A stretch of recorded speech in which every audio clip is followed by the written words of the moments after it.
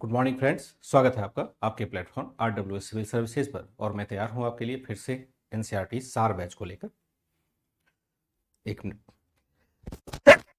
आज की क्लास में मैं आपका चैट बहुत नहीं देख पाऊंगा क्योंकि यह क्लास थोड़ी सी पहले मैं ले रहा हूं। जब आपका चैट आएगा उससे पहले क्लास ये आगे बढ़ चुका होगा, तो रियल टाइम चैट लेना थोड़ा सा मुश्किल होगा। आज मंडे नहीं, ट्यूसडे के दिन ऐसी स्थिति आती है क्योंकि सेम टाइम पर दूसरी भी क्लास चल रही होती है, तो सभी बच्चे जुड़ेंगे। अगर कोई समस्या बची रह जाती है, वैसे तो मैं प्रयास करता हूं कि किसी प्रकार की समस्या हो ही नहीं, फिर भी अगर बची रह जाती है तो आप टेलीग्राम से मुझे पूछ सकते हैं। दो रूपों में, व्यक्तिगत तौर पर भी भेज करके पूछ सकते हैं, और चाहे तो ग्रुप में भी मैसेज, शाम को जब ग्रुप ओपन होता है तो भी आप पूछ सकते हैं। तो इस क्लास के लिए मैं विशेष रूप से ऐसे मैसेज के लिए तैयार रहूँगा।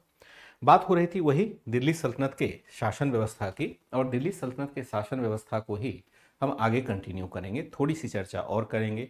इसके बाद अर्थव्यवस्था और समाज को भी देखेंगे। यह चैप्टर तब जाकर के पूरा होगा। हो सकता है कि आज 1 घंटे में पूरा हो भी, और नहीं भी होगा तो नेक्स्ट क्लास भी आपकी इसी चैप्टर पर चलेगी। और इसके बाद जब चैप्टर आपका पूरा हो जाता है तब हम लोग, जैसे ये चैप्टर आपका पूरा हो जाएगा, ये चैप्टर जब पूरा हो जाएगा तो फिर अधीन सल्तनत शासन को हम आज देखेंगे, फिनिश हो जाएगा। अर्थव्यवस्था देखेंगे और सामाजिक जीवन को भी देखेंगे चैप्टर नंबर 8 के साथ। इसके बाद जो चैप्टर अपना होगा वह चैप्टर होगा विजयनगर और बहमनी का काल होगा, यानी जहां की हम पुर्तगालियों के साथ देखते हैं इन्फ्लुएंस करते हुए, यानी इस काल में आकर के पुर्तगाली भी हाजिर हो जाते हैं। और यह हो जाता है 1330 से लेकर के 1365 तक का काल। ठीक है, और ये चैप्टर नंबर 9 होगा। आप आराम से इसको पढ़ लेंगे, पहले ही पढ़ करके रखिएगा। मैंने कल की क्लास में भी आपको बताया था कि आप पढ़ना इसको शुरू कर दें। जो बच्चे होशियार हैं, यानी जो लगातार लाभ ले रहे हैं इसे क्लास का, उनको जरूर याद होगा इस बात का। तो यहाँ से हम शुरुआत करेंगे, दोनों मैंने आपको बता दिया। यहाँ हेडिंग डाल देंगे, फिर वही होगा दिल्ली सल्तनत का प्रशासन। दिल्ली सल्तनत का प्रशासन हो जाएगा। प्रशासन में हमने मुख्यतः देखा था कि दिल्ली सल्तनत में कितने विभाग थे, सल्तनत की क्या, सुल्तान की क्या स्थिति है, और दिल्ली सल्तनत के मोटे तौर पर कितने विभाग थे। लेकिन इसके बावजूद मुख्य विभाग की जो चर्चा है अगर कर भी लेते हैं, उसके बावजूद भी बहुत सारे ऐसे विभाग बने रहे या बनाए गए जो अलग अलग समय पर अलग अलग सुल्तानों द्वारा क्रिएट किए गए। और फिर जब वो सुल्तान या उस सुल्तान के कार्यकाल को हम खत्म होते देखते हैं, फिर वहाँ पर वैसे विभाग भी समाप्त हो जाते हैं। तो बहुत चर्चा ऐसे विभागों की नहीं होती है, लेकिन फिर भी कुछ विभागों की चर्चा जरूर करना चाहेंगे अगर वहाँ से फैक्ट्स बन जाए तो। देखते हैं कुछ अन्य विभाग जो यहाँ पर हो जाएगा, वह हो जाएगा आपका 2-3 विभाग बड़े खास हो जाएंगे। कौन कौन से विभाग बड़े खास हो जाएंगे जरा देख लेते हैं। थोड़ा फैक्ट्स यहाँ आएगा, ध्यान रखिएगा, बहुत महत्वपूर्ण नहीं होगा। यहाँ पर आपको मुख्यतः फैक्ट्स दिखाई देगा। जैसे हम देखते हैं, एक जो विशेष विभाग होगा वह होगा आपका वरीद ए मुमालिक। बरीद ए मुमालिक, ध्यान रखिएगा। वैसे जब हिंदी में हम लिखते हैं ना, उर्दू में, फारसी में लिखा हुआ है, भाषा फारसी है, लिपि तो हम लोग देवनागरी रखते हैं। तो अगर इसको हिंदी में लिखेंगे तो सीधे लिख देंगे दीवाने मुवालिक। तो लेकिन लिखने के स्तर पर अगर अपने हाथ में है तो शुद्धता से ही लिखें तो ज़्यादा बेहतर है। तो दीवान ए मुबालिक का मतलब, वरीद ए मुबालिक का मतलब है यह होगा गुप्तचर विभाग। गुप्तचर विभाग यानी जो स्पाई डिपार्टमेंट है, जिसे अभी आप देखेंगे कि IB इंटेलिजेंस जो विभाग हमारा होता है, इंटेलिजेंस ब्यूरो कहते हैं ना IB को। CBI तो अलग चीज़ है, लेकिन IB जो है वह इंटेलिजेंस जुटाता है, इनपुट लेता रहता है, केंद्र सरकार का विभाग। तो यह एक तरह से गुप्तचर विभाग था। और इसमें हमने क्या देखा कि धीरे धीरे हम क्या देखते हैं कि इसमें किसी खास शासनकाल में, जैसे अलाउद्दीन खिलजी के शासनकाल में, खिलजी के शासनकाल में यह विभाग क्या हो जाता है, यह विभाग काफी प्रभावी हो गया। याद होगा आपको, काफी प्रभावी हो गया था। इस काल में यह विभाग काफी प्रभावी हो गया था। क्यों हो गया था? क्योंकि अलाउद्दीन खिलजी लगातार प्रयास करता था कि अपने अमीरों पर नियंत्रण स्थापित करें। एक जो और विभाग हो जाएगा वह हो जाएगा अमीर ए हाजिब। अमीर ए हाजिब विभाग होगा। हाजिब ये क्या होता है? राज दरबार के शिष्टाचार का नियामक, शिष्टाचार का नियामक विभाग हो जाएगा। नियामक विभाग राज दरबार के शिष्टाचार का नियामक विभाग हो जाएगा। यानी राज दरबार है, राज दरबार में सबसे बड़ा देखते हैं राजा है। राजा का मतलब यहाँ सुल्तान है। तो सुल्तान के दरबार में कौन बैठेगा, कहाँ बैठेगा, किसकी पदस्थिति कहाँ होगी, सुल्तान के बगल में कौन बैठेगा, किस नियम से बैठेगा, उसका आचरण कैसा होगा, पोशाक कैसा होगा, ये सब यही नियंत्रित करता था। एक तरह से जैसे अभी हम देखेंगे ना, संसदीय कार्य मंत्री एक होता है सरकार में, देखेंगे तो संसद की कार्यप्रणाली को व्यवस्थित करने वाला एक संसदीय कार्य मंत्रालय आप देखेंगे होता है। लगभग वैसा ही ये था। जो समारोह है, राजकीय समारोह है, वह कैसे होगा, इन सब का ये देखरेख करने वाला अधिकारी था। जैसा राजा वैसा अधिकारी, यानी जैसे राजा प्रभावी हो जाएगा वैसे ही अधिकारी प्रभावी होगा। जैसे आप बलबन के काल में देखेंगे तो बलबन के काल में देखेंगे कि यहाँ पर यह विभाग बहुत महत्वपूर्ण हो गया था। इसे सब लोग डरते थे क्योंकि बलबन राज दरबार में चाहता था कि बेहतर तरीके से नियंत्रण स्थापित किया जाए। तो उसके अनुरूप यह विभाग भी बेहद शक्तिशाली हो जाता है। अमीर ए हाजिब, ध्यान रखिएगा। दूसरा जो हम देखते हैं, एक आध विभाग और भी आपको होगा, जैसे देखेंगे कि कारखानों में समा कहेंगे मीर ए समा। वैसे एडजेक्ट यह विभाग तो नहीं इस रूप में था। यह क्या होगा? राजकीय उत्पादन की देखरेख करने वाला, राजकीय उत्पादन की देखरेख करने वाला, चाहे किसी भी प्रकार का होगा, देखरेख करने वाला। या हम कह सकते हैं सुल्तान के व्यक्तिगत जीवन के खर्चों को देखने वाला, जीवन के खर्चों को देखने वाला, खर्चों को देखने वाला, यह क्या हो जाएगा? मीर समा। वैसे एडजेक्ट शब्द यह यूज नहीं होता है इस काल में, मुगल काल में ज्यादा बेहतर तरीके से होता है। लेकिन इसका मतलब क्या है कि सुल्तान के अपने भी खर्च होते हैं, राज परिवार के अपने खर्च है, राज परिवार में बहुत सारे सदस्य हो सकते हैं, सबको सुखपूर्वक रखा जाए इसके लिए एक अलग विभाग ही बना हुआ था। और वह विभाग राज परिवार के खर्चों को देखता था या उसके सुख सुविधा का ख्याल रखता था। तो इस प्रकार से हम देखते हैं कुछ विशेष विभाग स्थापित किया गया था। एक लाइन इसमें और अगर जोड़ दें, समय समय पर विभिन्न सुल्तानों के द्वारा, समय समय पर विभिन्न सुल्तानों के द्वारा अलग अलग विभाग भी स्थापित किए जाते रहे थे। समय समय पर विभिन्न सुल्तानों के द्वारा, सुल्तानों के द्वारा भी अन्य विभाग स्थापित किए जाते रहे थे। अन्य विभाग स्थापित किए जाते रहे थे। कैसे जाते रहे थे? थोड़ा सा एनसीईआरटी से बाहर जा रहे हैं, क्योंकि एनसीईआरटी में केवल एक दो लोगों की चर्चा है, एक दो विभाग की चर्चा है, तो उसके साथ में एक दो विभाग अलग से जोड़ देता हूं। जैसे देखेंगे दीवान ए मुस्तखराज, मुस्तखराज यानी जो बकाया राजस्व है, बाकी रह रहे राजस्व को वसूलने वाला विभाग, को वसूलने वाला विभाग, यह क्या हो जाएगा? यह हो जाएगा आपका जो बकाया राजस्व है उसको वसूलने वाला विभाग दीवान ए मुस्तखराज होगा। किसके शासनकाल में हुआ? अलाउद्दीन खिलजी के शासनकाल, अलाउद्दीन खिलजी द्वारा स्थापित। द्वारा स्थापित विभाग हो जाएगा। फिर हम देखेंगे इसी के समय दीवान ए रियासत हो जाएगा, दीवान ए रियासत विभाग हो जाएगा। क्या कहेगा? बाजार नियंत्रण व्यवस्था को, नियंत्रण व्यवस्था की देखरेख करने वाला, देखरेख करने वाला दीवान ए रियासत हो जाएगा। आउट ऑफ एनसीईआरटी जा रहे हैं, यहां पर ध्यान रखिएगा। फिर हम देखेंगे दीवान ए अमीर को ही, अमीर को ही, दीवान ए अमीर को ही मोहम्मद बिन तुगलक द्वारा स्थापित, तुगलक द्वारा स्थापित कृषि विकास से जुड़ा हुआ विभाग, कृषि विकास से जुड़ा हुआ विभाग,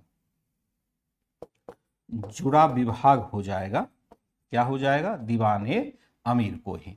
ध्यान रखिएगा दीवान ए रियासत विभाग की भी स्थापना किसने की थी? अलाउद्दीन खिलजी ने ही की थी।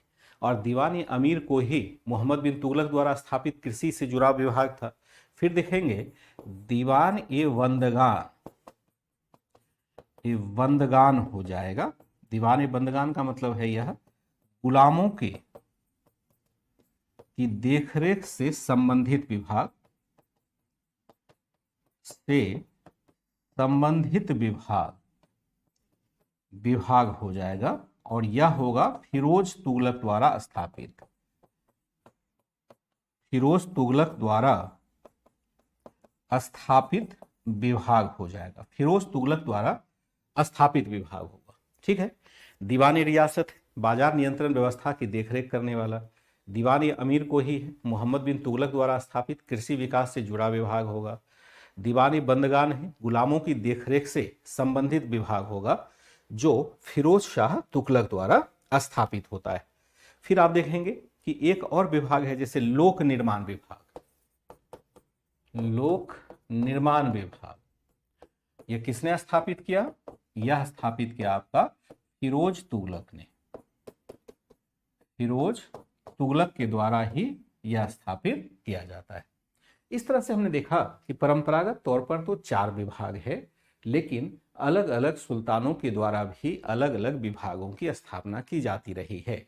ऐसा हम इसलिए पढ़ते हैं ताकि यह समझ पाए कि सल्तनत काल में विभाग, या वर्तमान काल में भी देखेंगे अलग अलग विभाग बनाए जाते रहे हैं जरूरतों के मुताबिक। जब वो विभाग संभालने वाला यानी विभाग को निर्देशित करने वाले लोग नहीं रहते, फिर वो विभाग भी समाप्त हो जाता है। लेकिन मोटे तौर पर 4 डिपार्टमेंट ऐसा रहा जो संपूर्ण सल्तनत काल में आपको दिखाई देगा। पहला वजीर का कार्यालय, दूसरा आरिज का कार्यालय जो युद्ध मंत्री था, तीसरा हम देखते हैं रिसालत है यानी धार्मिक विभाग का मंत्रालय, और चौथा आपका दीवाने इंसा था जो पत्राचार संभालने वाला विभाग होता था। ये सारे विभाग केंद्रीय प्रशासन से जुड़े हुए थे।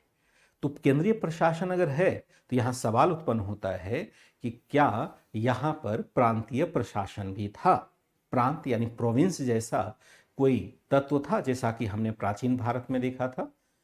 तो कहा जाता है कि यहाँ पर प्रांत जैसी अवधारणा नहीं आई थी। देखिए होता क्या है कि जब हम प्रांत बनाते हैं, मान लीजिए मैं एक डायग्राम आपको बनाऊं समझाने के लिए। अगर ये साम्राज्य है तो साम्राज्य में हमने देखा एक केंद्र है, सेंटर है। तो सेंटर में एक शासन व्यवस्था है जिसका प्रमुख आप देखते हैं सुल्तान है, उसके अधीन एक सेना है, उसके अधीन बहुत सारे प्रशासनिक अधिकारी हैं। ये सुल्तान क्या सभी क्षेत्रों पर समान तरीके से नियंत्रण हासिल कर पाएगा? तो बहुत मुश्किल है, नहीं कर पाएगा, क्योंकि क्षेत्र बड़ा हो जाता है और सुल्तान के पास इतने सारे दायित्व हैं, वो हर जगह तो भाग करके नहीं जाएगा।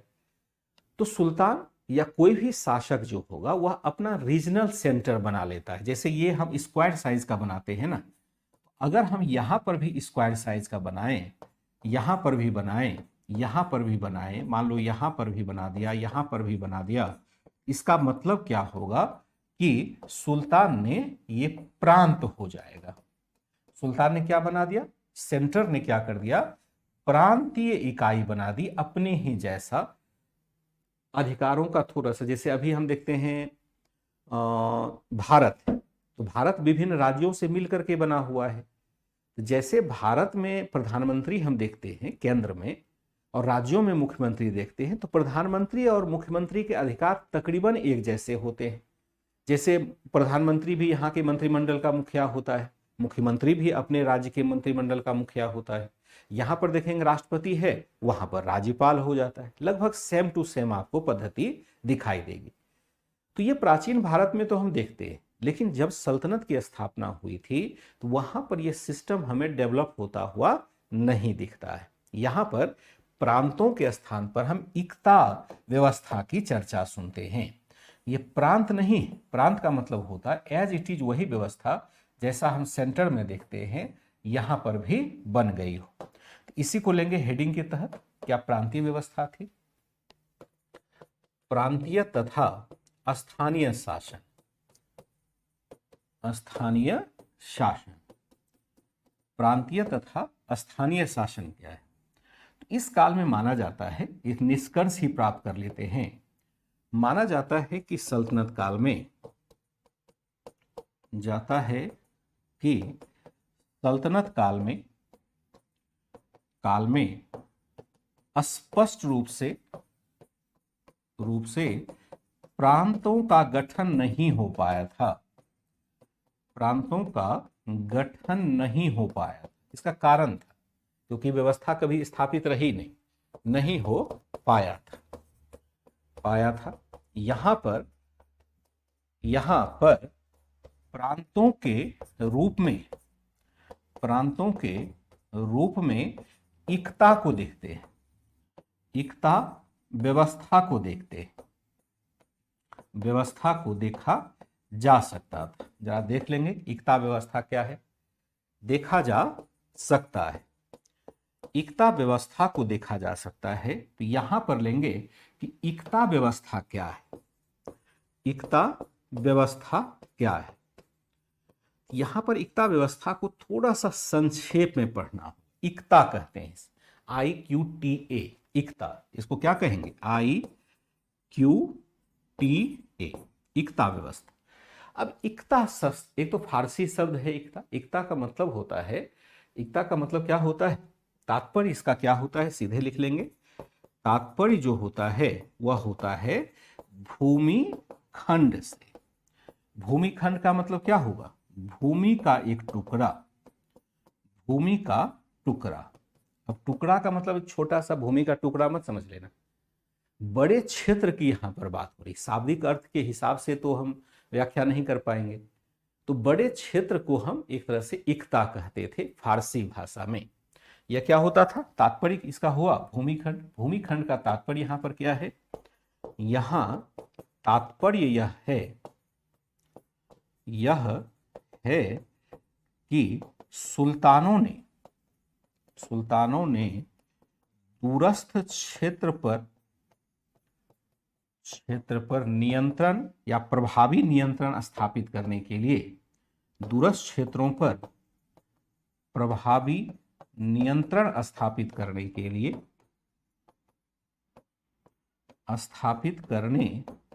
लिए क्या कर दिया, क्या देखा हमने। तो यहां तात्पर्य यह है कि सुल्तानों ने दूरस्थ क्षेत्र पर प्रभावी नियंत्रण स्थापित करने के लिए अपने महत्वपूर्ण सैन्य सरदारों को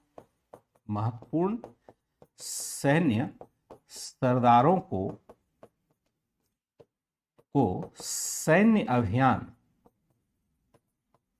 अभियान के द्वारा क्षेत्र विजय की छूट दी। क्षेत्र विजय की छूट दी थी, क्षेत्र विजय की छूट दी थी। ध्यान रखेंगे, मैं फिर से लिख देता हूं, यहां पर द्वारा शब्द थोड़ा स्पष्ट हो रहा है। द्वारा क्या लिखा हमने, देखो इक्ता का मतलब क्या है, इक्ता का मतलब होता है भूमिखंड। यहां तात्पर्य यह कि सुल्तानों ने दूरस्थ क्षेत्र पर प्रभावी नियंत्रण स्थापित करने के लिए अपने महत्वपूर्ण सैन्य सरदारों को सैन्य अभियान के द्वारा छूट दी थी, आप क्षेत्र विजय करो। ऐसे क्षेत्र को क्या कहा गया, ऐसे क्षेत्र को इक्ता कहा गया, को इक्ता कहा गया है। ऐसे क्षेत्र को इक्ता कहा गया है। ध्यान से समझेंगे। देखिए होता क्या है कि जब सुल्तान यहां पर आते, जब यहां पर सल्तनत की स्थापना हुई, तो सल्तनत की स्थापना दिल्ली के आसपास होती है। तो दिल्ली के आसपास रह करके क्या दूर के क्षेत्र पर अपना नियंत्रण स्थापित कर पाएंगे? तो सुल्तान के पास इतनी शक्ति नहीं है कि वह दूरस्थ क्षेत्र में जा सके। और जो उसके साथ तुर्की सरदार आए थे वो भी महत्वाकांक्षी थे, उनको भी लगता था कि मुझे भी कुछ मौका मिलना चाहिए। तो सुल्तान ने कहा, ABCD जो भी है, उनको कहा कि ऐसा करिए कि आप चले जाइए सेना लेकर के, और जो क्षेत्र आप जहां तक जीत पाएंगे वह क्षेत्र आपका हुआ। आप मेरे अंडर काम करेंगे केवल, और आपको विद्रोह नहीं करना है। आपको मैं नियुक्त करता हूं हांसी क्षेत्र का, मान लो किसी को मुल्तान क्षेत्र का कर दिया, किसी को बदायूं क्षेत्र का कर दिया। जैसे इल्तुतमिश को देखेंगे तो वो बदायूं इक्ता का प्रभारी था। तो सब एरिया बांट करके कि ये पर्टिकुलर क्षेत्र आपका है, आप जाइए उसको विजय भी करिए, आप अपनी सेना भी रखिए, और वहां से आप राजस्व भी आप ही प्राप्त कीजिए, मुझे नहीं राजस्व प्राप्त करना है। हाँ, अगर जो खर्च आपका बचता है, अगर उसमें से खर्च करने के बाद कुछ पैसा बच जाता है तो उसको मेरे पास भेज दीजिए। ऐसी व्यवस्था बनाई गई ताकि दूरस्थ क्षेत्रों पर नियंत्रण बिना किसी खास प्रयास के किया जा सके, क्योंकि सुल्तान के पास बहुत अधिक शक्ति उस समय थी नहीं। वही व्यवस्था यहां कही जा रही है। तात्पर्य क्या है? भूमिखंड से तो है, लेकिन इसका तात्पर्य है कि सुल्तानों ने दूरस्थ क्षेत्र पर प्रभावी नियंत्रण स्थापित करने के लिए अपने महत्वपूर्ण सैन्य सरदारों को सैन्य अभियान के द्वारा क्षेत्र विजय की छूट दी थी। ऐसे क्षेत्र को क्या कहा गया है? इक्ता कहा गया है। एक इक्ता धारक, इक्ता किसके अधीन होता था? इक्ता पर नियंत्रण स्थापित करने वाले को,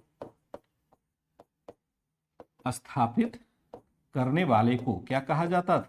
करने वाले को इक्ता धारक कहा जाता था। इक्ता धारक यानी इक्ता का जो धारण करता है, इक्ता धारक, अथवा मुक्ति कहा जाता था। मुक्ति कहा जाता था, या तो इक्ता धारक कहा जाएगा या मुक्ति कहा जाता था। ठीक है, इक्ता धारक पर नियंत्रण स्थापित करने वाले को या तो हम इक्ता धारक कहेंगे या फिर क्या कहेंगे? इसको मुक्ति कह देंगे। ध्यान रखिएगा, मुक्ति शब्द, मुक्ति का मतलब फ्री नहीं होता है। इक्ता धारक, मुक्ति एक ही है। तो यहां पर क्या होगा, किया जाता था? इसके कुछ कर्तव्य थे। इक्ता धारक या मुक्ति के कुछ कर्तव्य निर्धारित किए जाते थे। कर्तव्य निर्धारित किए जाते थे। कैसे किए जाते थे? पहला जो होगा वह होगा संबंधित क्षेत्र की विजय करना। संबंधित क्षेत्र की विजय करना यानी उसको जीतना, विजय करना। उस क्षेत्र में कानून व्यवस्था की स्थापना करना,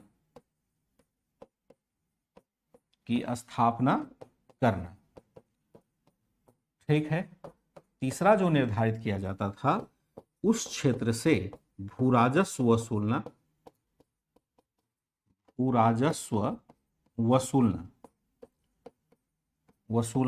भूराजस्व के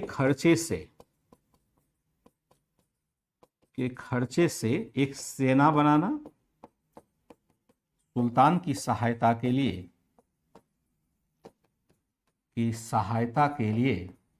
क्या बनाना? एक सेना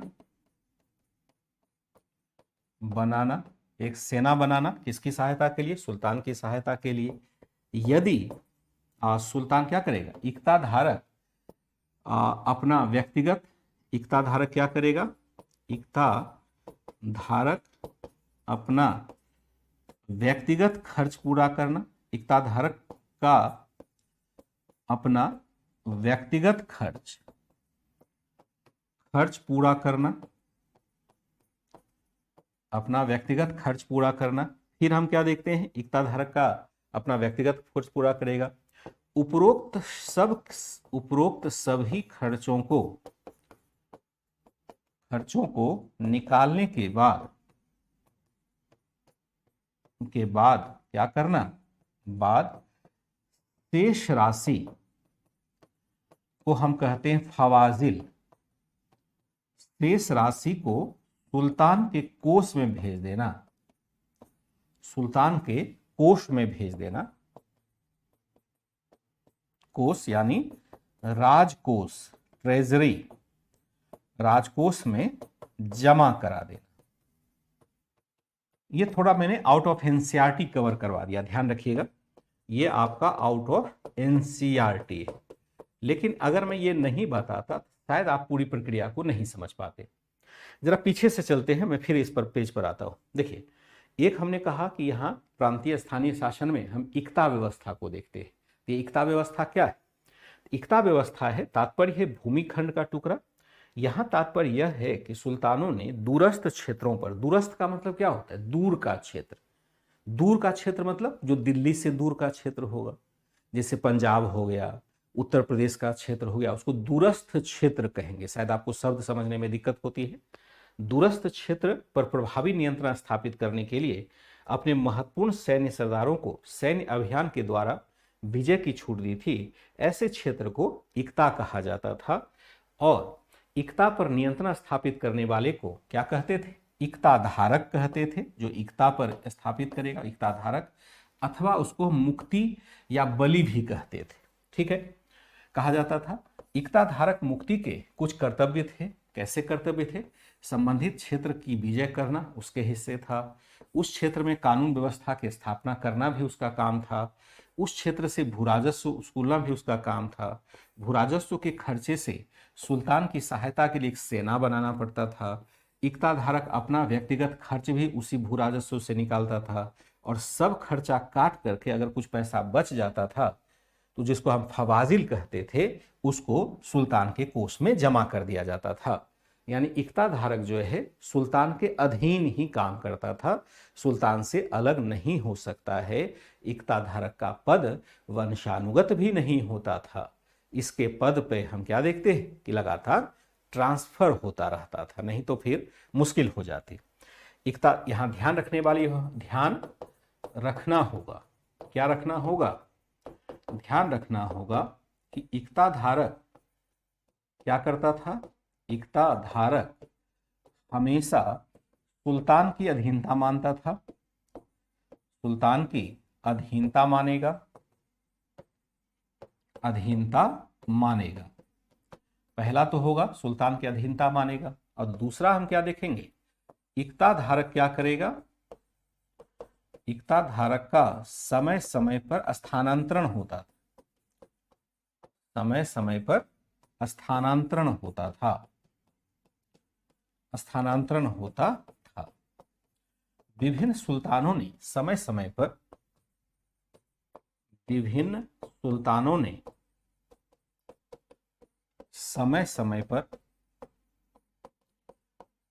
समय पर इक्ता धारकों पर नियंत्रण रखने के लिए, रखने हेतु कुछ नियम भी बनाए थे। रखने हेतु कुछ नियम भी बनाए थे, ठीक है। यह था इक्ता धारक के संदर्भ में विशेष सूचना। इक्ता धारक हमें विशेष रूप से यही सूचना हमें देता है, इससे ज्यादा हमें लेने की जरूरत नहीं होती। ये मैक्सिमम हो जाता है जो आपके एनसीईआरटी के हिसाब से, इससे अधिक हमें पढ़ने की जरूरत नहीं होती है। थोड़ा मैंने इनहेंस कर दिया है, ताकि विशेष तौर पर अगर कुछ क्रमबद्धता स्थापित करनी होगी तो आप स्थापित कर पाएंगे। जैसे ये क्रमबद्धता है कि फिरोज तुगलक ने क्या कर दिया? इक्ता धारक को वंशानुगत बना दिया। तुगलक ने इक्ता धारक को वंशानुगत बना दिया, ऐसा हम पहले पढ़ चुके हैं, बना दिया था। सुल्तानों ने सख्ती लगाई, लेकिन फिरोज तुगलक ऐसा सुल्तान था जिसने समय समय पर यहां पर एक तरह से इक्ता धारक को स्वतंत्र बना दिया। अब देखेंगे इक्ता से नीचे की प्रशासनिक इकाई, नीचे की प्रशासनिक इकाई कैसी थी? इक्ता से नीचे की प्रशासनिक इकाई, एक हायरार्की होता है, जैसे अभी हम हायरार्की देखते हैं। एक तो सेंट्रल हो गया यानी भारत हो गया। भारत का विभाजन किसमें होता है? राज्य में होता है। मान लीजिए इक्ता जैसा राज्य हो गया, इक्ता जैसा तो होता नहीं है लेकिन समझाने के लिए मैं कह रहा हूं। राज्य का विभाजन किसमें होता है? कमिश्नरी में होता है।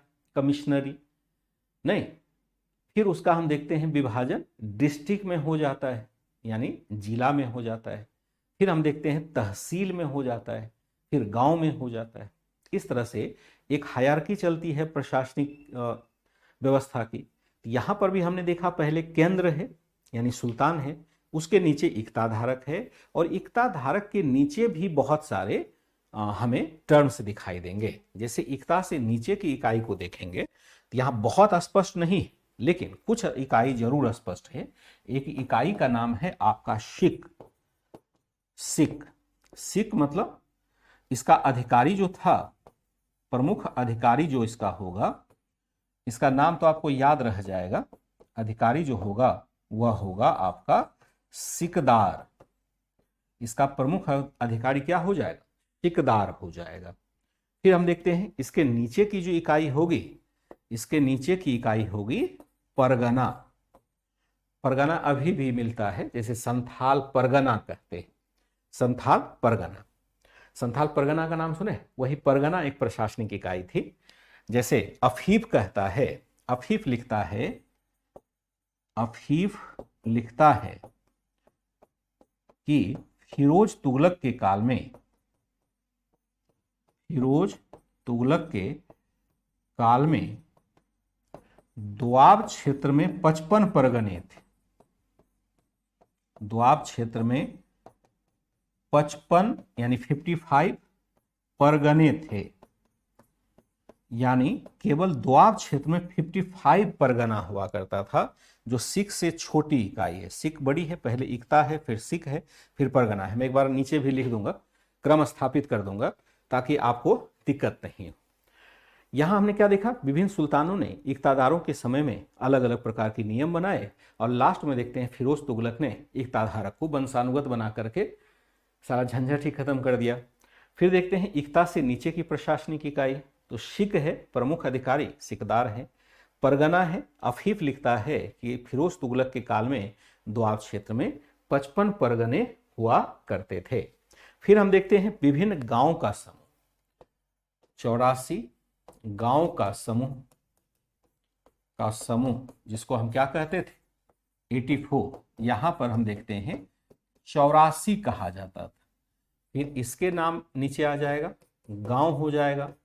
गांव का जो प्रमुख अधिकारी होगा वह कौन हो जाएगा? अधिकारी होगा, यह होगा आपका खुत तथा मुकद्दम। खुत तथा मुकद्दम हो जाएगा। प्रमुख अधिकारी खुद और मुकद्दम हो जाएगा, जिसकी चर्चा हम बार बार सुनते हैं। ग्रामीण प्रशासन में सुल्तान का बहुत अधिक हस्तक्षेप नहीं होता था। ग्रामीण प्रशासन में सुल्तान का बहुत अधिक हस्तक्षेप नहीं होता था। अधिक हस्तक्षेप नहीं होता था, नहीं होता था। अगर कोई राजस्व देता रहे, कोई गांव अगर राजस्व देता रहे, तो सुल्तान यहां पर बहुत डिस्टर्ब करने के लिए नहीं आता था।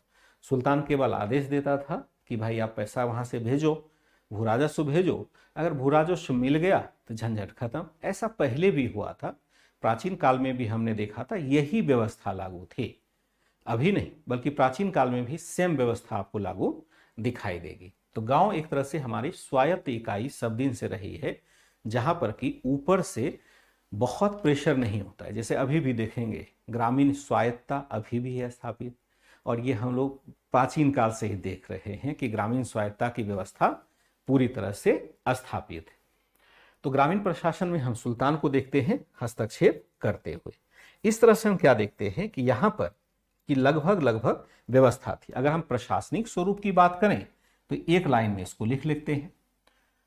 प्रशासनिक स्वरूप अगर देखें, ये प्रश्न मैं पूछ दूंगा प्रशासनिक स्तरीकरण जो हो जाएगा वह कैसे हो जाएगा, स्तरीकरण हम देखते हैं तो यह आपका हो जाएगा कैसे, इस रूप में। जैसे देखते हैं केंद्र हो जाएगा, फिर हो जाएगा इक्ता, इक्ता को ही हम प्रांत कह सकते हैं, प्रांत से बड़ी छोटी इकाई शिक हो जाएगा, फिर से हम देखते हैं गांव का समूह हो जाएगा और यहां गांव हो जाएगा। कितना सरल इकाई है।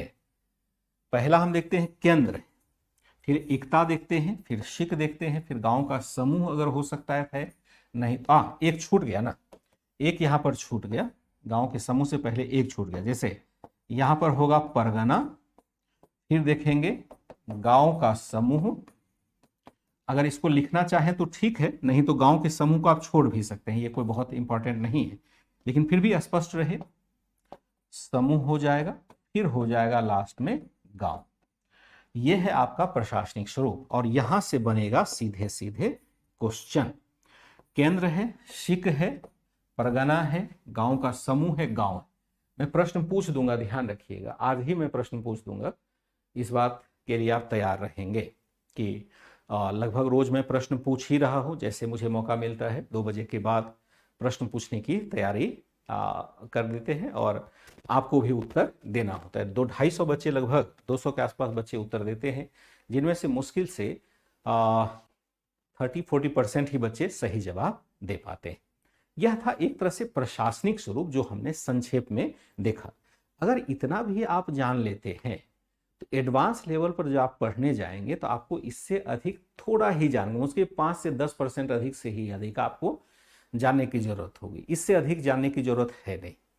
एनसीईआरटी बहुत ही शानदार तरीके से लिखा गया है, बस इसको पढ़ने और पढ़ाने वाले का को मतलब समझ आनी चाहिए कि मुझे क्या पढ़ना है। जैसे आप खुद पढ़ते हैं तो आपको समझ आनी चाहिए क्या पढ़ना है, क्योंकि जब तक, चूंकि मैं इसको समझा इसलिए रहा हूं कि मुझे एग्जाम का परिप्रेक्ष्य क्लियर है कि कैसा एग्जाम में प्रश्न पूछे जाए, एग्जाम में प्रश्न पूछा जाएगा, एकदम क्लियर है। इसलिए मैं उसी के आसपास आपको लेके जाने की कोशिश कर रहा हूं, नहीं तो इसको सामान्य इन्फॉर्मेशन के तौर पर भी पढ़ सकते हैं जो आपको याद रहेगा ही नहीं। लेकिन एक क्रम हमें दिमाग में बिठाना ही पड़ेगा, क्योंकि प्रश्न जब भी पूछा जाएगा इसी जटिलता के साथ पूछा जाएगा। यह था आपका प्रशासन। अब जरा देखते हैं सल्तनत काल का आर्थिक जीवन कैसा है। यहीं लिख दें, सल्तनत काल का आर्थिक जीवन देखते हैं। सल्तनत काल का या कालीन आर्थिक जीवन, फिर हम देख लेंगे सामाजिक जीवन कैसा रहा है। सल्तनत कालीन आर्थिक जीवन की अगर बात करें तो अर्थव्यवस्था कैसी थी यह समझने की बात, किस प्रकार की अर्थव्यवस्था का संचालन इस काल में हो रहा था, यही हमें समझना है इस टॉपिक के माध्यम से। हम क्या देखते हैं यहां पर, हम क्या देखते हैं कि कम जानकारी है और प्रायः क्या देखते हैं कि आर्थिक जीवन के संदर्भ में, आर्थिक जीवन के संदर्भ में निष्पक्ष जानकारी का अभाव है, निष्पक्ष जानकारी का अभाव है और इसके लिए अभाव है, इस जानकारी के लिए सल्तनतकालीन लेखन पर ही मतलब का ही सहारा है, सल्तनतकालीन लेखन का ही सहारा है, निष्पक्ष नहीं है। बहुत सारे लोगों ने निष्पक्षता से जैसे लिखा जाता है, मान लो सल्तनतकालीन जो बर्नी है, इब्न बतूता है, अफीफ है, ये सब अगर लिखता है तो इसका मतलब है कि वह तो थोड़ा पूर्वाग्रह ग्रसित भी होगा, उसके संदर्भ में मान के चलते हैं, हो सकता है कि वह निष्पक्ष आकलन नहीं करता हो। जैसा कि हम बर्नी को देखेंगे कि बर्नी हमेशा वैसे शासक की आलोचना करता है जो इस्लाम के संवर्धन के लिए काम नहीं करता हो, तो ऐसे में उससे निष्पक्ष निर्णय लेना या उसके निष्पक्ष लेखन को समझना थोड़ा सा मुश्किल हो जाता है। इसलिए यहां पर निश्चित हमें पता नहीं है, लेकिन जो मुख्य संरचना होगी, मुख्य संरचना 2 भागों में विभाजित थी। आर्थिक संरचना मुख्यतः क्या होगी, 2 भागों में विभाजित होगी। संरचना का विभाजन अगर देखें तो अनिवार्यतः हम दो भागों में तो कर ही सकते हैं। एक हो जाएगा ग्रामीण अर्थव्यवस्था और दूसरा जो हो जाएगा वह हो जाएगा नगरीय अर्थव्यवस्था। दूसरा जो हो जाएगा वह हो जाएगा आपका नगरीय अर्थव्यवस्था।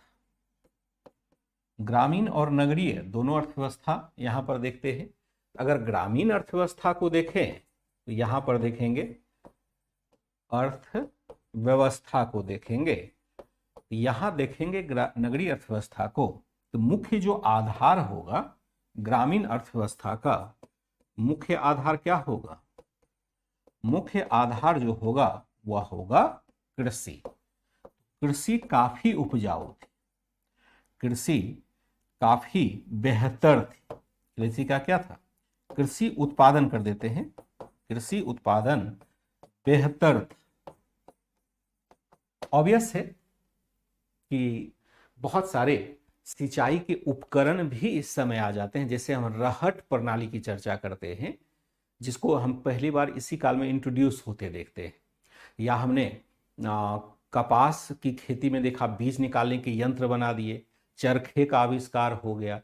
बहुत सारे ऐसे कार्य हुए जिसकी वजह से कृषि पद्धति में सिंचाई भी बेहतर हो पाया। नहर प्रणाली का विकास हो गया इसी काल में फिर से। बीच में नहरों का निर्माण हो नहीं रहा था, इस शासक ने नहरों का निर्माण शुरू कर दिया। इसका मतलब है कि कृषि प्रणाली बेहतर थी। जैसे इब्न बतूता जैसे यात्री को देखेंगे, वह भी कहता है कि सल्तनत की भूमि काफी उपजाऊ थी, इनफैक्ट विश्व में सबसे अधिक उपजाऊ है, सबसे अधिक उपजाऊ है। जैसे बेहतर था।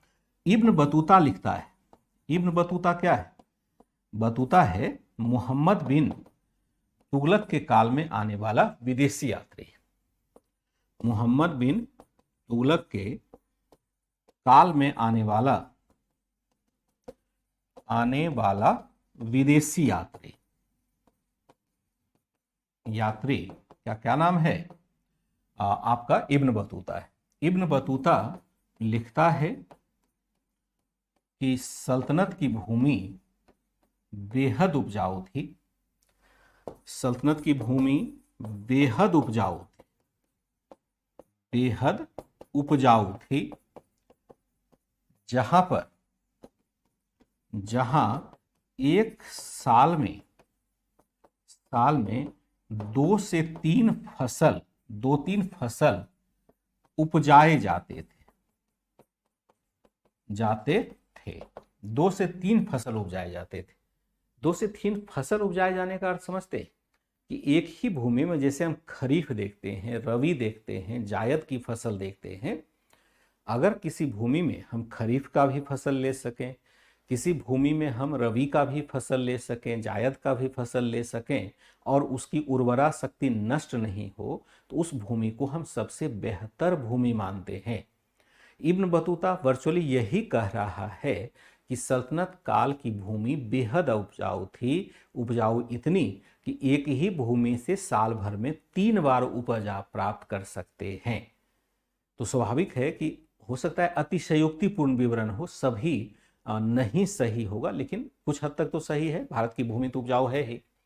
मुख्य आधार क्या है? कृषि। कृषि उत्पादन बेहतर था। इब्न बतूता तुगलक के काल में आने वाला जो विदेशी यात्री है, लिखता है कि सल्तनत की भूमि बेहद उपजाऊ थे, जहां एक साल में 2 से 3 फसल यहां पर लिए जाते थे। खास करके हम क्या देखते हैं? जैसे अलसी है, मुख्य उत्पादन जो हो जाएगा, उत्पादन होगा अलसी, गन्ना, कपास आदि, यानी कपास तथा अन्य खाद्यान्न कर देंगे, खाद्यान्न हो जाएगा, मुख्य उत्पादन हो जाएगा। फिर हम देखते हैं कि इसका जो उत्पादन हो रहा है उसको अगर देखें तो यहां पर मुख्यतः हम देखेंगे कि जैसे जो गांव में कौन रहता था, गांव के मुख्य निवासी कौन थे? मुख्य निवासी कौन होंगे? तो गांव में रहते थे, गांव के मुख्य निवासी क्या हो जाएंगे? मुख्य ग्रामीण जो हो जाएंगे, किसान ही थे, मुख्य निवासी कौन हो जाएंगे? किसान है, क्योंकि अभी भी गांव में हम किसको देखते हैं रहते हुए? किसान को देखते हैं, जो एग्रीकल्चर से जुड़ा हुआ है। छोटा किसान, बड़ा किसान हो सकता है, लेकिन मुख्यतः कौन रहता है? किसान ही रहता है। किसान का बेटा तो शहर चला गया, लेकिन रह कौन गए? किसान भाई साहब रह गए। मुख्य आधार कृषि है, कृषि उत्पादन बेहतर था। इब्न बतूता तुगलक के काल में आने वाला विदेशी यात्री था, लिखता है कि उत्पादन बेहद अच्छी है और 2-3 फसल लिए जाते हैं। मुख्य उत्पादन अलसी, गन्ना, कपास, अन्य खाद्यान्न है। गांव के मुख्य निवासी जो थे किसान हुआ करते थे, और किसान की भी 2 श्रेणी होती थी। किसानों की श्रेणी अगर देखा जाए, यहां पर 2 प्रकार का होगा।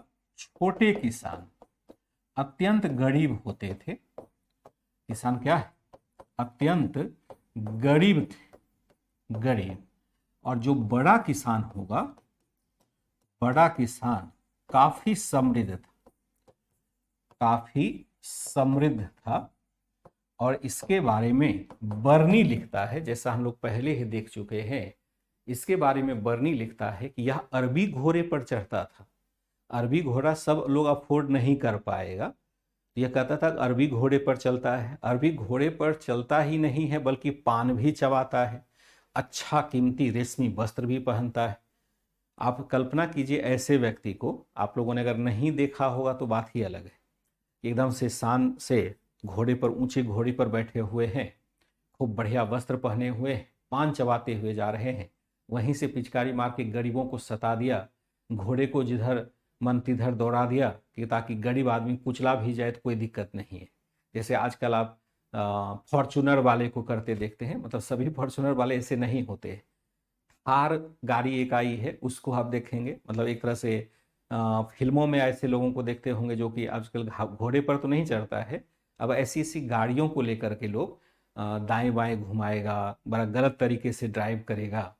तो मान के चलिए जैसे वो करता है ना फिल्मों में, कि पान खा रहा है चौराहे पर बैठ करके, भैया जी पान लगाओ, भैया जी का पान लग रहा है, फिर वहीं पर थूक रहे हैं। तकरीबन वही स्थिति बर्नी कहता है इन लोगों का। पैसा बहुत है तो उसमें थार या फॉर्चूनर तो मिलेगा नहीं, तो घोड़ा ही रख लेता था। अरबी घोड़े पर ये चलता था। बर्नी को बड़ा गुस्सा आता था, ये हिंदू समूह इतना शक्तिशाली या इतना धनी कैसे? इस बात को लेकर के बर्नी हमेशा क्रोध में रहता था कि इसका जितना धन हो उतना छीन लिया जाना चाहिए। तो कट्टरता हमें कभी भी अच्छी दिशा में सोचना संभव नहीं बनाता है। तो बर्नी भी विद्वान था, लेकिन कट्टर होने की वजह से बहुत बदनाम था। फिर हम देखते हैं कि यहाँ पर एक तीसरा जो वर्ग होगा वह होगा राय, या शासक जो होगा, या छोटे राजा। छोटे राजा, राजा या जमींदार कह सकते हैं, एक अलग वर्ग था। यह भी काफी समृद्ध था। यह भी क्या होगा? यह भी काफी समृद्ध वर्ग था, जो गांव में रहता था, वर्ग था। जैसे राय साहब को देखते हैं, उसी समय से ये लोग हैं। एक चीज देखेंगे, कुछ कृषि कार्य से जुड़े कुछ दस्तकार भी रहते थे, जुड़े कुछ शिल्पी भी गांव में ही रहते थे। शिल्पी गांव में रहते थे, कुछ शिल्पी गांव में रहते थे। उदाहरण हम देखते हैं, जैसे जो कृषि कार्य से जुड़ा है, जैसे हल बनाने वाला कहाँ रहेगा? शहर में रहेगा। तो किसान अपना हल लेकर के शहर आएगा ठीक कराने के लिए? संभव नहीं है। तो हल बनाने वाला वही रहेगा, रस्सी बनाने वाला वही रहेगा, चटाई बनाने वाला गांव में ही रहेगा, टोकरी बनाने वाला गांव में ही रहेगा, और अन्य कृषि उपकरण बनाने वाला क्या होगा? गांव में ही रहेगा, क्योंकि मजबूरी है उसकी वहां पर, क्योंकि वहीं पर हम क्या देखते हैं कि रोजगार मिलेगा। उदाहरण देखते हैं, बुनाई करने वाला, फिर हम देखते हैं बढ़ई, देखते हैं तेल पेरने वाला,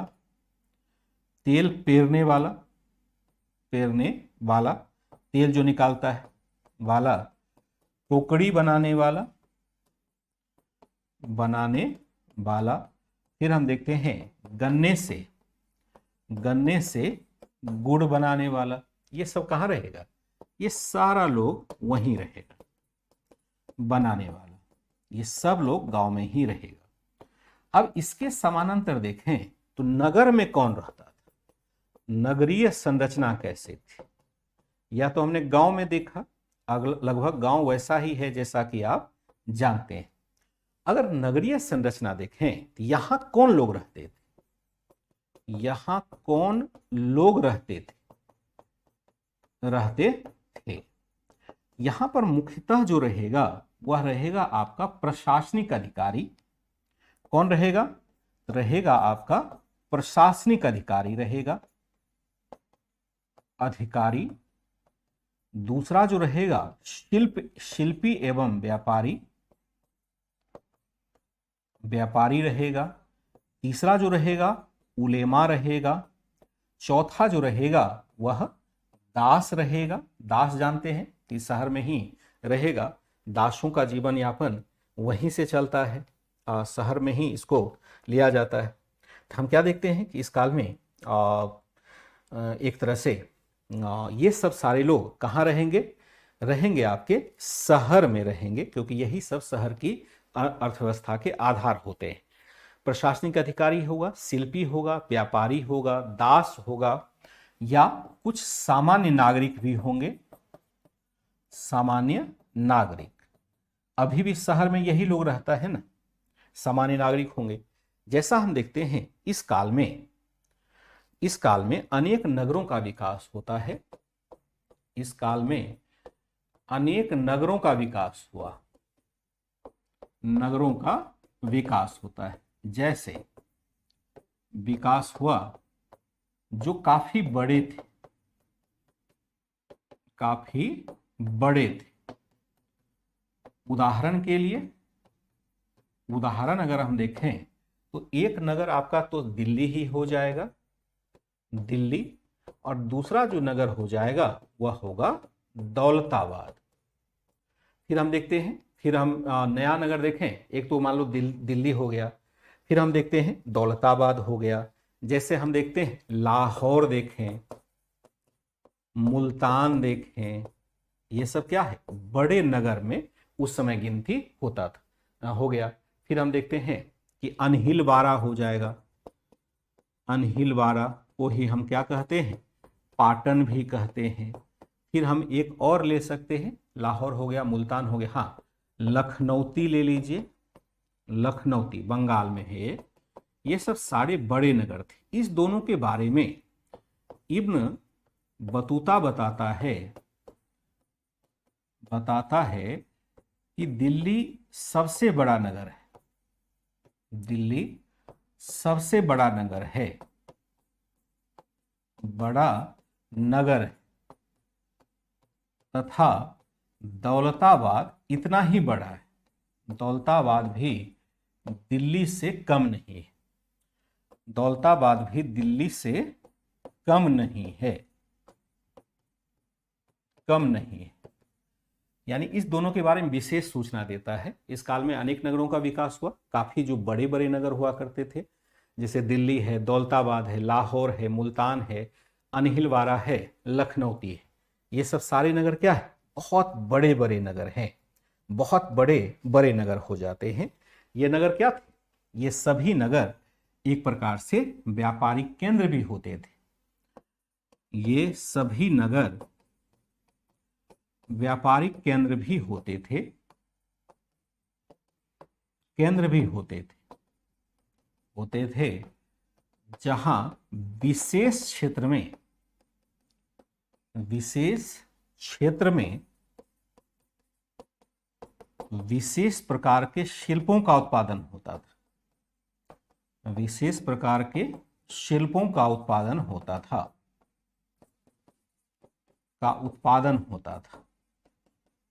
विशेष प्रकार के शिल्पों का उत्पादन होता था। और यहां हम ले सकते हैं एक एग्जाम्पल, उदाहरण के बगैर तो कोई भी तर्क सही नहीं है। ये सभी नगर व्यापारिक केंद्र भी होते थे, जहां विशेष क्षेत्र में विशेष प्रकार के शिल्पों का उत्पादन होता था। जैसे हम कह दें बंगाल और गुजरात, जैसे हम कहते हैं बंगाल और तथा गुजरात में देखें, यहां जो उत्पादन होता था उत्तम कोटि के, उत्तम श्रेणी के सूती वस्त्र का उत्पादन, सूती वस्त्रों का उत्पादन यहां पर होता था। उत्तम श्रेणी के सूती वस्त्रों का उत्पादन कहां होता था? बंगाल अथवा गुजरात में होता था। बहुत फेमस जगह था। इसी में देखेंगे कहां पर होता है, यहां पर खास करके जैसे यहां देखेंगे बंगाल में आप देखेंगे तो एक जगह है आपका सोनार गांव। सोनार गांव, यहां पर हम क्या देखते हैं? रेशमी या सूती या मलमल, देखें मलमल वस्त्रों पर सोने तथा चांदी की कढ़ाई होती थी। चांदी की कढ़ाई होती थी। कढ़ाई समझते हैं? बॉर्डर जो बनाया जाता है, जैसे फूल वगैरह जो बनाया जाता है हाथों से। वस्त्र आप जब भी पहनते हैं, खास करके जो महिलाओं के सूती वस्त्र होते हैं, उस पर एक चमकीले धागे से आप देखेंगे कि कढ़ाई की गई होती है। अब तो चमकीला धागा वो कृत्रिम तरीके से बनाया जाता है। पहले ओरिजिनली उसमें सोने और चांदी के ही धागे से उसकी बुनाई होती थी और बहुत ही महंगा मिलता था। वो जो बड़े लोग होंगे वही वैसे कढ़ाई वाले वस्त्र पहन पाएंगे जिसमें सोने और चांदी के धागे लगे हुए। कहाँ बनता है? ये आपका सोनार गांव में हम देखते हैं बनता है। इस काल में हम क्या देखते हैं कि नए नए शिल्पों का भी विकास होता है।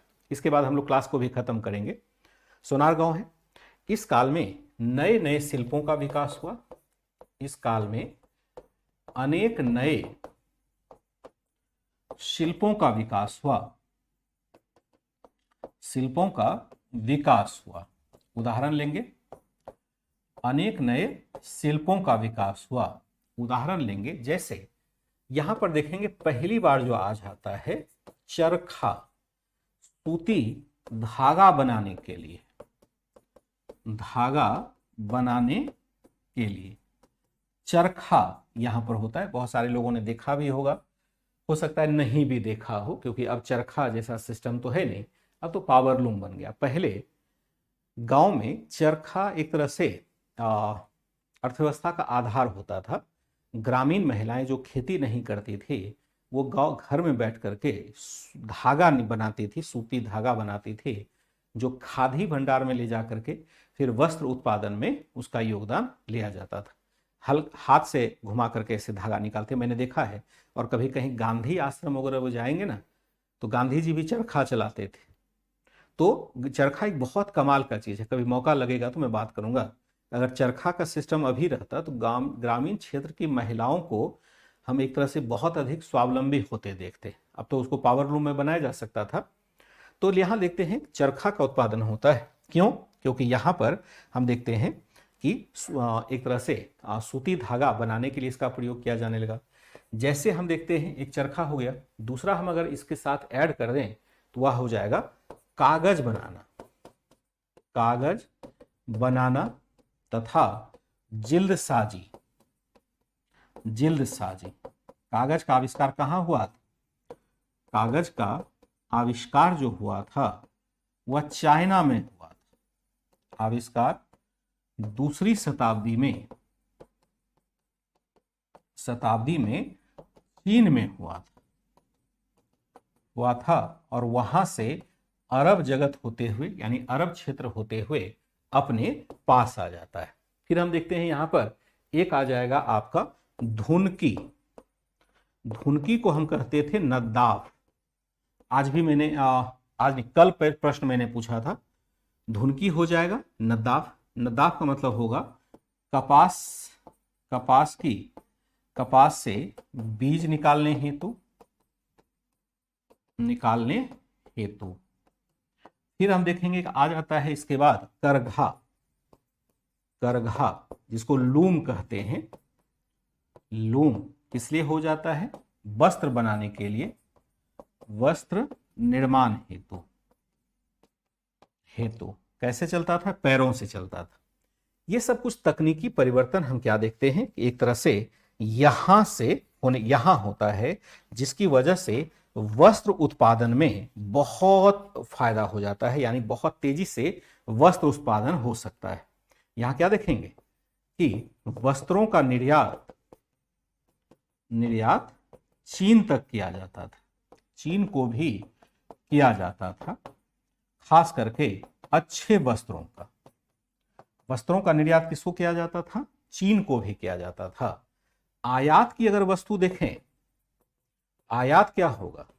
आयात की वस्तु जो मुख्यतः हो जाएगा वह होगा घोड़ा। सबसे बड़ा मद क्या रहता है? घोड़ा होता है। अश्व सबसे अधिक हम करते हैं। फिर हम देखते हैं खास करके कांच का बर्तन देखेंगे, कांच का बर्तन। फिर हम देखेंगे चीनी मिट्टी का बर्तन, मिट्टी का बर्तन, और कच्चा रेशम। कच्चा रेशम कहां से? चीन से। कच्चे रेशम का हम यहां से निर्यात करते हैं, सॉरी आयात करते हैं। यह है वस्त्र को हम निर्यात करते हैं चीन को, आयात करते हैं। सबसे बड़ा मद जो है वह घोड़ा है, कांच का बर्तन है, चीनी मिट्टी का बर्तन है, कच्चा रेशम आदि हो जाता है। फिर हम क्या देखते हैं कि यहां पर जो व्यापार होता था वह जल और स्थल मार्ग से दोनों से होगा। जो व्यापार होगा वह क्या होगा? जल तथा स्थल मार्ग दोनों से, स्थल मार्ग दोनों से होगा। जल तथा स्थल मार्ग दोनों से व्यापार होता था।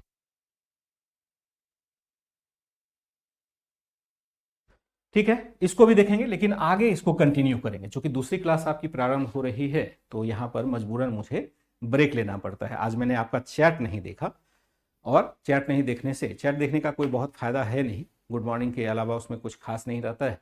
और जैसा कि मैंने देखा था मंडे की क्लास में थोड़ा डिस्टर्ब भी हो गया था, 2-4-5 मिनट के लिए मुझे ही तनाव हो गया था।